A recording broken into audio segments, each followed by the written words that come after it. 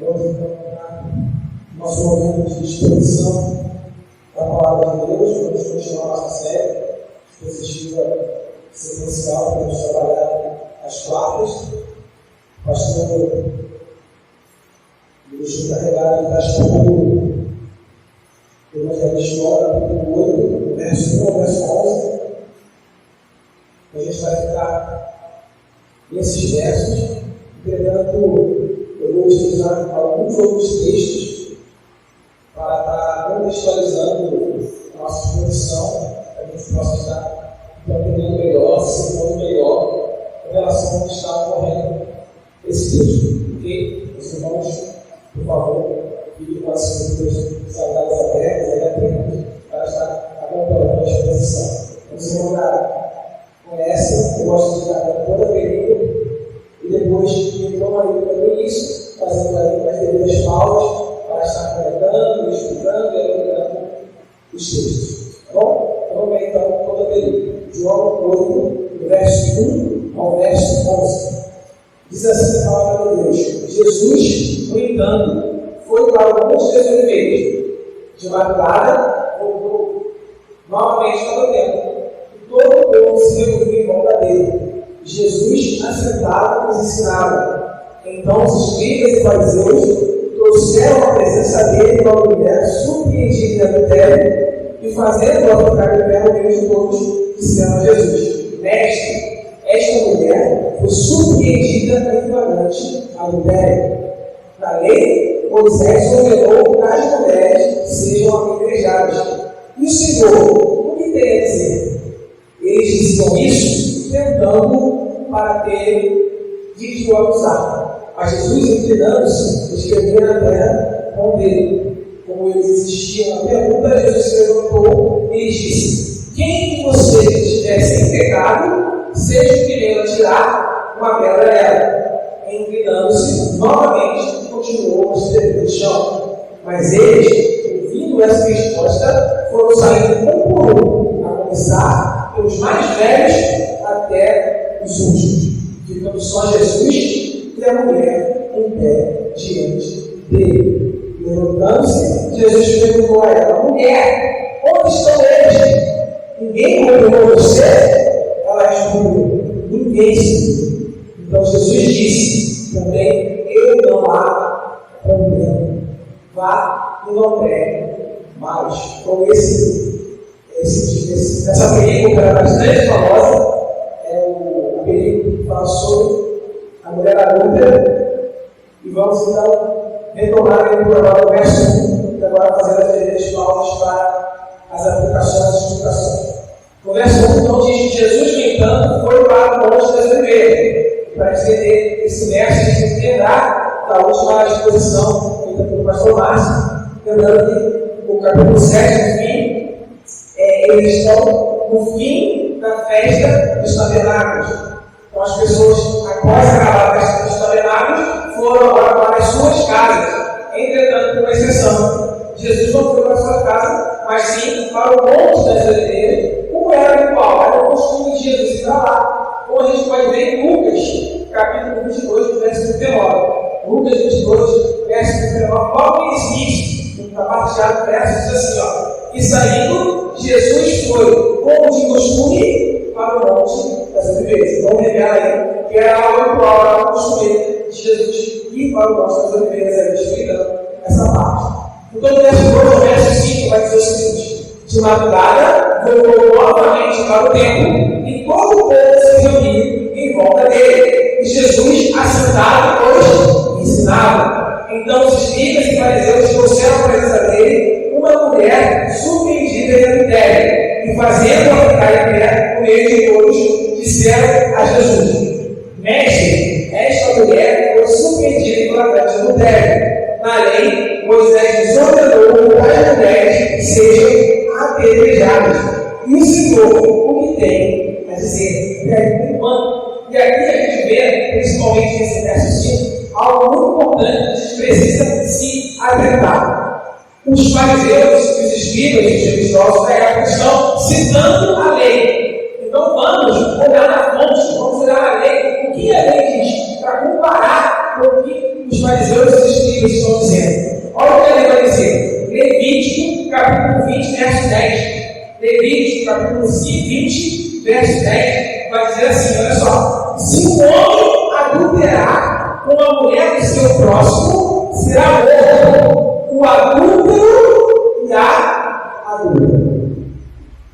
Deuteronômio, capítulo 22, verso 22. Deuteronômio, capítulo 22, verso 22, vai dizer: se um homem for encontrado com uma mulher que tem marido, ambos devem ser mortos. O homem que se deitou com a mulher e a mulher. Então é isso que diz a lei de Moisés, do Pentateuco. Só que o que os fariseus e os escribas disseram que estava na lei? Que a mulher deve ser apedrejada. Então o que está acontecendo aqui? Está vendo uma omissão. Está vendo uma omissão. Cadê o adulto? Cadê o homem que está com ela? Se ela foi pega em flagrante, o ato, cadê o homem? Onde está o homem? Essa é a pergunta que ele faz. Então a gente tem pelo menos três possibilidades para essa resposta. A primeira, que eu acho menos provável, que eu vou explicar porque daqui a pouco, é que o homem fugiu. Essa é a primeira possibilidade, mas eu acho menos provável, já vou explicar. As outras duas possibilidades é que eu acho mais provável. A segunda possibilidade é que os fariseus e os escribas estão, na verdade, governando com o homem. Essa é uma possibilidade. Ou a terceira possibilidade é que eles mentiram sobre o fato de ter pego ela em flagrante. São as três possibilidades que eu consigo pensar. Eu acho as duas possibilidades finais, ou os fariseus e os escribas estão tentando o homem, ou eles mentiram sobre o fato de ter pego ela em flagrante, são as mais prováveis. Por quê? Por causa da omissão. E essa omissão provavelmente é proposital, porque os fariseus e os escribas eles podem não ter a vida prática correspondente à lei corretamente interpretada. Eles erraram nessa prática, mas eles conheciam a lei. Então, se eles conheciam a lei, provavelmente essa omissão ela foi proposital. Então, por isso, eu acho que é muito possível eles estarem fazendo uma das duas possibilidades finais. Só que, independente do que houve, é interessante perceber como eles manuseavam a lei, como eles utilizavam a lei de tal forma que a lei não favorecia. Eles usavam a lei, eles aplicavam a lei, eles falavam a lei de tal forma que eles enfatizavam as coisas que eram positivas para eles, que eles queriam, mas eles omitiam as coisas que não eram do seu interesse. Isso parece com a realidade de hoje? Parece muito que a gente não veja, né? Pessoas que utilizam textos, mas elas desaparecem, omitem, esquecem, não leem outros textos que confrontam a sua vida. A gente vê isso primeiro presente nas igrejas, infelizmente.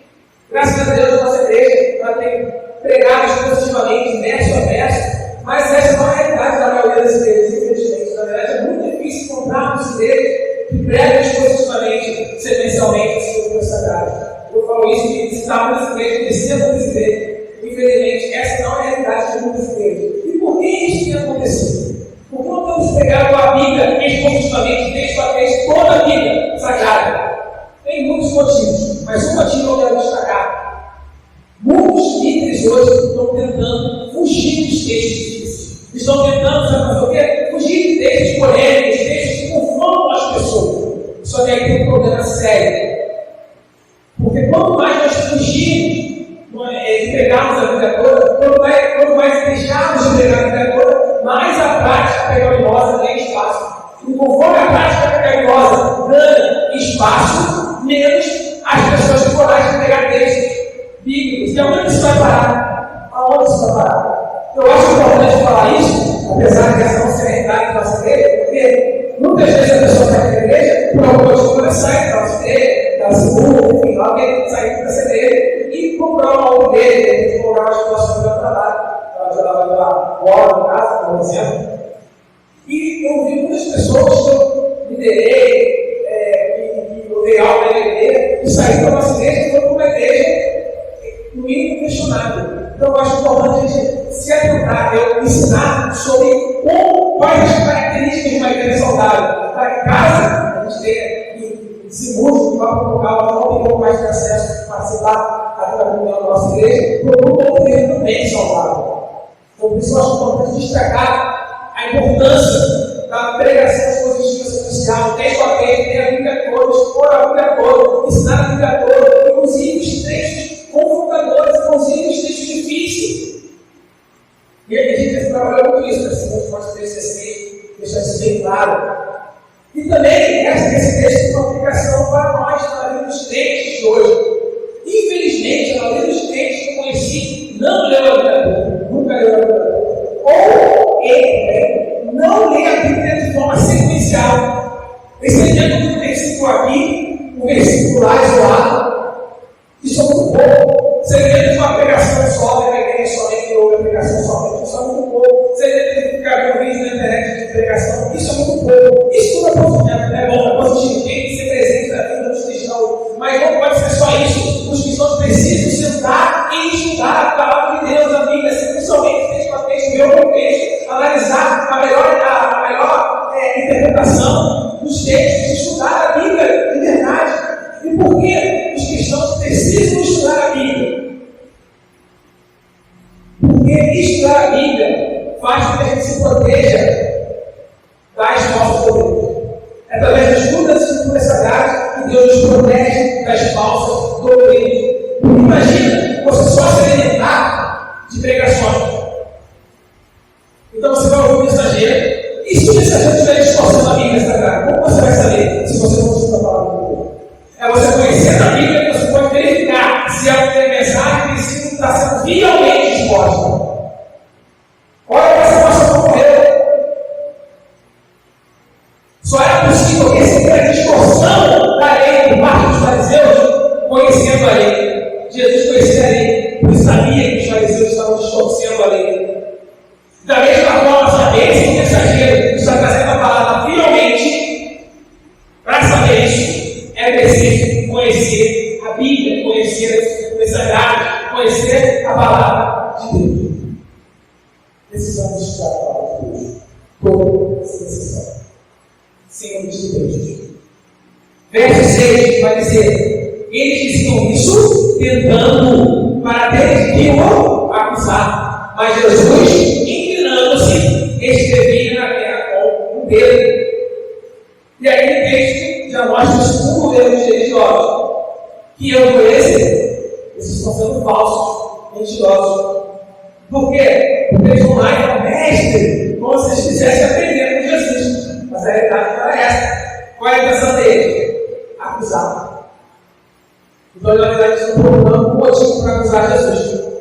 E isso parece com pessoas que vêm para a igreja, vão para a igreja só para estar falando com o professor, vêm para a igreja não para aprender, para ouvir a palavra de Deus, mas para procurar ele na mensagem, procurar ele na música. Os fariseus eles queriam fazer o quê? Eles queriam colocar Jesus entre a cruz e a espada.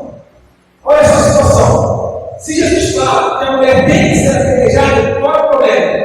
Ele estaria indo contra a lei de Roma. Porque só Roma tinha o poder da pena capital. Então, ele estaria com problema com Roma. Só que se ele falasse que a mulher não deveria ser apedrejada, teria outro problema. Porque eles iriam dizer que Jesus estava indo contra a lei de Moisés e, portanto, então ele não poderia ser Messias. Então, se ele diz uma coisa ou diz outra, está inventado. O que Jesus faz então? Ele se abaixa e escreve no chão. O pessoal deve ter educação enganada. E a pergunta é clássica. Eu tenho certeza que todo mundo já fez, estou fazendo muitas vezes. Por que Jesus se abaixou e escreveu no chão? E o que escreveu no chão? Não sei se vocês têm opinião sobre isso. E eu acho que vale a pena a gente pensar um pouco sobre isso. Muitas pessoas que eu vejo, gente ignoram essa parte, porque dizem: não tem como saber o motivo, a Bíblia não deixa claro, ou tem como saber o que ele escreveu, a Bíblia não deixa claro. E eu acho que, de fato, a gente não pode bater o martelo. Eu posso ficar aqui e afirmar: olha, Jesus escreveu isso, Jesus escreveu aquilo, Jesus fez isso por causa disso, por causa daquilo. Eu posso bater o martelo. Mas eu acho que a gente pode, olhando os textos, tentar imaginar por que Jesus fez isso. Eu acho que vale a pena. Então, eu vou convidar você para fazer isso. Depois a gente vai ver conversar, para saber se vocês gostam, se não gostam, quando vocês sobre isso. Inclusive, eu peguei algumas opiniões aí de expositores famosos, como não, eu vou convir também. Então, vou trazer essas opiniões, e a minha opinião dos meus estudos. Depois, vocês podem dar a sua opinião para mim. Eu com certeza vou querer saber. Então, vamos lá. Primeiro, eu vou começar com a opinião do Billy Graham. Billy Graham, certamente, ele explora esse texto. Ele acredita que Jesus está escrevendo ali os 10 mandamentos. Eu acho que é bem possível ser os 10 mandamentos dele. Seria bem interessante, depois de falar com ele, de dizer que os 10 mandamentos foram escritos pelo próprio Deus de Deus, pela própria mão de Deus. Então Jesus estava ali escrevendo ali como se fosse mostrando, revelando que ele é o próprio Deus, fazendo referência ao Cristo lá. Então, eu acho que faz bem sentido ele se revelando como o próprio Deus e mostrando que ninguém é capaz de cumprir a lei de Deus. Somente ele foi que cumpriu completamente. Então, é possível. A segunda opinião que eu vejo muito falar, esse pode até ser, mas não acho que é por aí, mas pode ser, que Jesus está escrevendo ali uma nova história para a mulher. Pode ser, porque nós sabemos que Jesus, através dos dedos de Deus, a gente pode viver uma nova vida. Somente através de Jesus nós podemos ser realmente transformados. Não pode ser, mas não acho preciso, mas pode ser. Uma outra possibilidade é que Jesus está escrevendo ali um pecado daqueles que estão acusados. Seria interessante também. Quando eles estão ali, falam assim, ela fez isso, ela fez aquilo, Jesus está escrevendo esse pecado deles. Ela fez isso, você fez isso. Ela fez isso, você fez aquilo. Isso é interessante também. Pode ser. Mostrando que eles estavam acusando, mas eles eram como pecadores. Muitas vezes faz isso, né? Só como pessoas, mas nós somos pecadores. Nós somos pecadores e precisamos da graça de Deus. Somente através da graça de Deus. Nós podemos ser salvos, nós carecemos da graça de Deus. Então, uma possibilidade. Uma outra possibilidade é Jesus, enquanto eles falam ali, Jesus está escrevendo o texto correto. Porque eles distorceram a lei. Então, quando ele fala a lei errada, o pai escreve a lei correta. O pai de fato da lei, a possibilidade, mostrando a importância de nós conhecermos a lei, conhecermos a palavra para estarmos protegidos das falsas doutrinas. É uma outra possibilidade. A possibilidade de João Calvino, que ele trabalha, eu não gosto muito, mas pode ser. O João Calvino, ele acredita, pelo menos eu não li direto na fonte, eu fui bastante presbiteriano falando que João Calvino defendia isso. Então, eu acredito que ele deu João Calvino de fato, João Calvino defendia isso. Então, ele diz que João Calvino acreditava que somente ele estava ignorando, porque ele sabia que o conflito aqui, né, ou alguma coisa assim. Achava a hipocrisia deles absurda, para dar atenção, uma coisa assim. Eu não gosto dessa possibilidade, mas eu venho para pensar bem honesto. E tem uma outra possibilidade que eu acho bastante interessante, que é que é o que eu mais gosto, que é que aqui está se cumprindo Jeremias 17:13. Olha o que diz Jeremias 17:13. Olha só que interessante. E faz bastante relação com o texto que a gente está trabalhando. Olha só o que diz Jeremias 17:13. Todos aqueles que te dão nome foram envergonhados. Olha só o que diz agora. O nome dos que se afastam de ti será escrito no chão, porque mandou o Senhor a fonte das águas vivas. O papel pode estar sendo para fazer o cumprimento de Jeremias 17:13. Ele está escrevendo o nome dos fariseus e escribas que eram eles novos, elas estavam proclamando o Senhor, estavam proclamando a fonte das águas vivas. Eu acho que é possível. Depois você pode falar de você. Então vamos lá, vamos para a posição João 8:7-9. Como eles insistiam na pergunta, Jesus se levantou e lhes disse: quem de vocês estiver sem pecado, seja o primeiro a tirar uma pedra dela.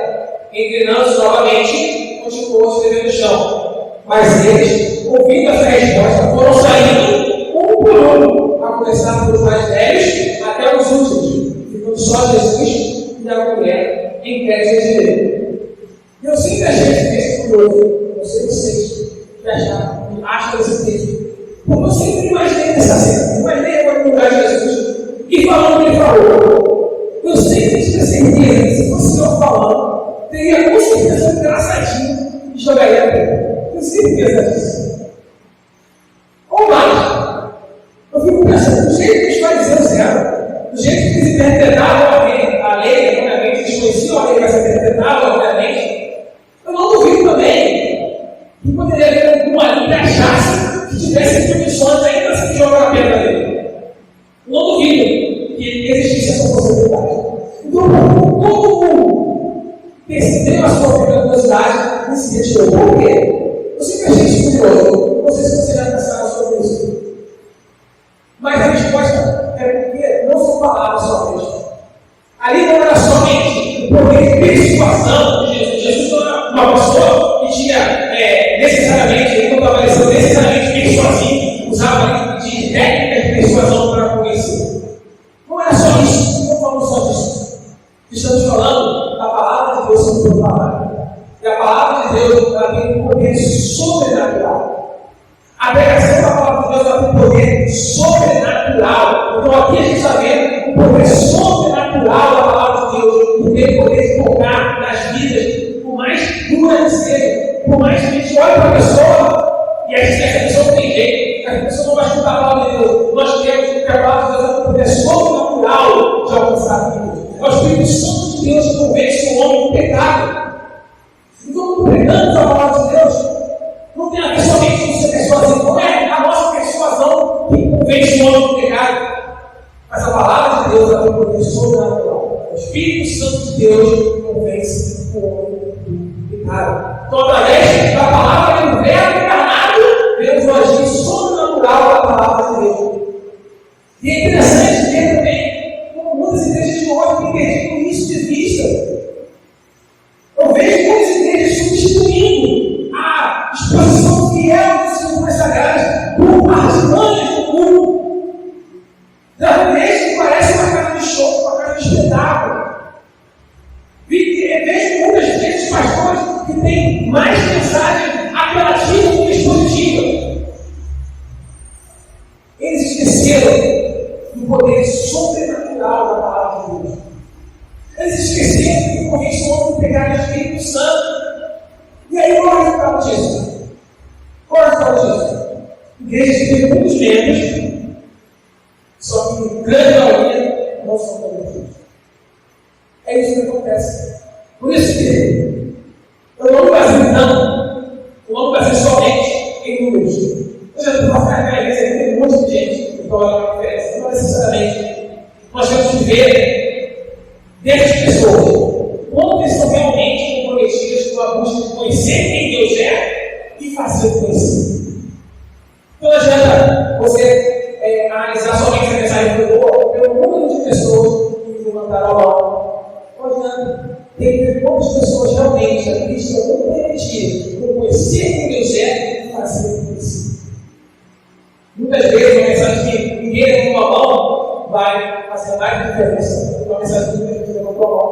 Porque aquela mensagem que ninguém levantou a mão tocou na vida de outras pessoas, plantou uma semente, fez pessoas mudarem a vida. Ainda que nessa questão, a gente precisa a gente precisa mudar constantemente nesse processo de santificação. Temos que sempre reconhecer erros, estamos sempre errando e melhorar cada dia mais, parecer cada mais com Cristo, cada dia mais com Cristo, se parecer cada dia mais com Deus. Então, não podemos ter uma análise somente quantitativa das coisas da igreja, mas também qualitativa. Então, a Bíblia diz que foi saindo dele um por um, a começar pelos mais velhos. E aqui a gente pode ver o alcance do pecado original, o pecado adâmico sendo influenciado. Veja que independente da idade, independente da raça, independente de tudo, todos são pecadores. Nascemos em meu pecado e por isso somos destituídos da glória de Deus. Por isso precisamos da misericórdia de Deus. Todos. Jesus veio para nos trazer esperança. Jesus veio para nos trazer vida. Todos nós precisamos do poder de Jesus Cristo. Então Deus sabe Jesus. Por que Jesus é o único? Ele é o único. Ele é o único que tinha condições de orar. Ele é o único que tinha condições de orar pela. Eu tenho pecado para te orar pela. Eu tenho pecado. Por isso, ele poderia orar pela. Mas aí o que acontece? Nós vemos dois versos finais. Levantando-se, Jesus perguntou a ela: mulher, onde estão eles? Ninguém condenou você? Ela respondeu: ninguém, Senhor. Então Jesus disse: também eu não a condeno. Vá e não pegue mais. Repare que os outros não a condenaram por quê? Porque eles perceberam que eram não pecadores como elas. Por isso, eles não a condenaram. Só que Jesus não a condenou por quê? Por misericórdia. Jesus, diferente dele, não a condenou por graça. Jesus, diferente dele, não a condenou por amor. Ele tem uma luta que você pode fazer, você tem uma relação que você pode fazer. A gente às vezes está na igreja, nós temos que sempre nos auto-analisar no primeiro lugar. E assim a gente vai perceber que a gente nunca poderá apontar o dedo para acusar, mas se preservar em amor. Aqui não vai dizer que a gente não pode reconhecer os erros. Mas a igreja está aqui para reconhecer os erros, ajudar os erros do outro, reconhecer os erros como mesmo. Como a gente vai ajudar os outros como eu, em amor, e não como acusador. E sabe por que é acusador? E é interessante também perceber como nós, em outro aspecto, nos parecemos com a mulher. Nós somos amor de Cristo, a igreja. Só que a gente vive traindo a igreja com tudo. A gente vive traindo a igreja com o pecado. Traindo a Cristo com o pecado. Só que Jesus faz o quê? Nos perdoa. Nos esperamos sempre a sua graça. Nos esperamos sempre a sua misericórdia. E ele diz: não peques. A Bíblia diz que uma carta, ela vai dizer que a melhor tradução aqui é: abandone sua vida de pecado. É interessante observar também a postura da mulher adulta. A mulher adulta, em nenhum momento, ficou tentando se justificar, fazendo a regra: não, peraí, aconteceu isso, aconteceu aquilo. Ela estava dentro do seu pecado. Ela sabia que tinha pecado. E esse é o primeiro passo dado pelo Deus. Precisamos reconhecer o nosso pecado, nos autoanalisar, nos autocriticar e perceber o pecado que há em nós, os pecados que nós cometemos, desde os atos pecaminosos até os pensamentos pecaminosos. E depois de reconhecer, nós precisamos o quê? Nos arrepender. E por último, vou terminar essa exposição, eu quero fazer uma pergunta para vocês. Qual é o nome da mulher adulta? Não fala. Interessante, chama a mulher de mulher adulta. Sabe como isso acontece? Porque o pecado tira a nossa identidade. O pecado faz a gente não saber quem nós somos. Se a palavra perceber, a gente passa a vida toda buscando saber quem nós somos. A gente passa a vida toda buscando qual é o nosso propósito na vida. A gente passa a vida toda buscando qual é a nossa vocação.